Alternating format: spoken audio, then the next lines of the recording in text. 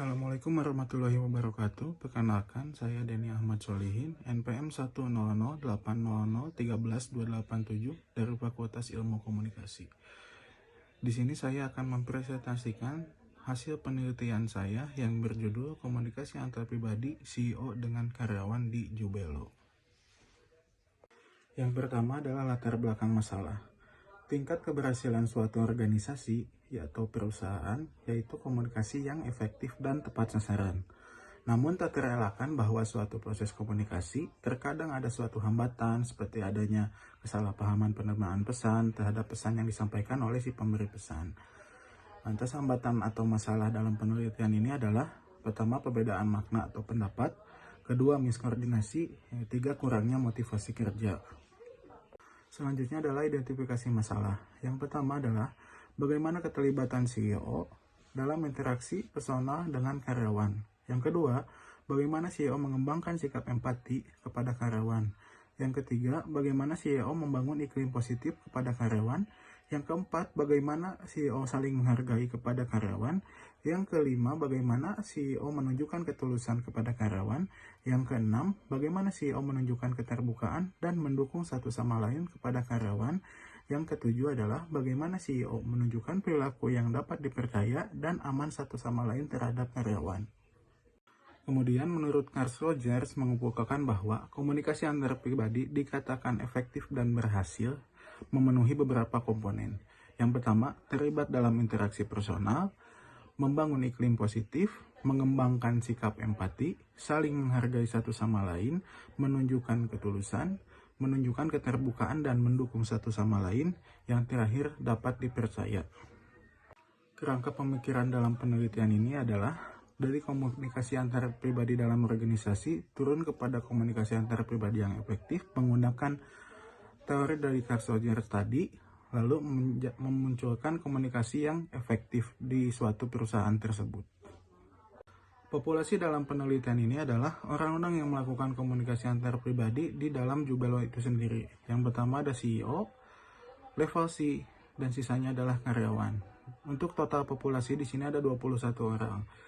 Maka berdasarkan kebutuhan tentang data penelitian, maka ditentukan kriteria dari penelitian yang akan diteliti adalah seluruh responden, yaitu berjumlah 20 orang. Untuk paradigma, metode, dan pendekatan penelitian, di sini menggunakan paradigma positivisme. Kemudian metode penelitian yang digunakan di sini adalah metode penelitian kuantitatif dengan pendekatan studi deskriptif. Untuk teknik pengumpulan datanya, saya menyebar angket atau kuesioner, kemudian wawancara untuk sebagai data penambah, kemudian studi kepustakaan. Untuk operasional variabel, di sini ada 7 indikator. Yang pertama adalah interaksi personal, yang kedua empati, yang ketiga membangun iklim positif, keempat saling menghargai, kelima ketulusan, keenam keterbukaan, dan yang ketujuh adalah dapat dipercaya. Uji validitas pada penelitian ini dikatakan bahwa bila R hitung lebih dari R tabel, maka item dinyatakan valid. Apabila R hitung kurang dari R tabel, maka item tersebut dinyatakan tidak valid. Untuk tabel di sini, seluruh itemnya dinyatakan valid karena lebih dari R tabel. Untuk uji reliabilitas, kriteria suatu instrumen penelitian dikatakan reliable dengan menggunakan teknik ini. Bila koefisien reliabilitas lebih dari 0,6, maka dinyatakan reliable. Untuk penelitian ini, hasil dari converse alpha-nya adalah 0,932, maka dinyatakan reliable. Berikut adalah hasil dari data tabel kumulatif yang berjumlah 20 pertanyaan kepada responden. Di sini skor total kumulatifnya adalah 1566 dan dikategorikan sebagai tinggi. Dari hasil tabel kumulatif tersebut dapat disimpulkan bahwa pertama, keterlibatan CEO dalam interaksi personal dengan karyawan memiliki intensitas yang tinggi. Yang kedua, CEO mengembangkan sikap empati kepada karyawan adalah tinggi.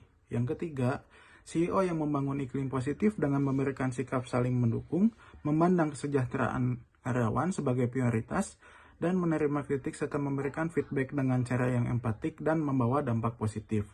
Yang keempat, sikap saling menghargai yang diberikan oleh CEO memiliki dampak yang signifikan dalam berbagai aspek. Organisasi meliputi kepemimpinan dan budaya yang positif. Mayoritas karyawan menganggap CEO sebagai pemimpin yang memberikan sikap saling menghargai, menciptakan lingkungan kerja positif, dan mendukung. Yang kelima, CEO menunjukkan ketulusan kepada karyawan. CEO yang berkomunikasi dengan tulus, memahami kondisi masing-masing individu, dan menciptakan lingkungan kerja harmonis dan kolaboratif dapat membawa dampak positif. CEO yang terbuka terhadap kebutuhan dan tantangan karyawan memberikan dukungan yang memadai untuk pengembangan keterampilan dan potensi, serta mencerminkan keterbukaan dan kebijakan dalam keputusan. Dapat membentuk lingkungan kerja yang positif dan produktif. Kemudian yang terakhir adalah karyawan merasa bahwa CEO memberikan informasi yang dapat dipercaya terkait arah strategi dan visi misi perusahaan. Sekian presentasi dari saya. Mohon maaf apabila ada kesalahan kata. Wabillahi taufiq wal hidayah. Wassalamualaikum warahmatullahi wabarakatuh.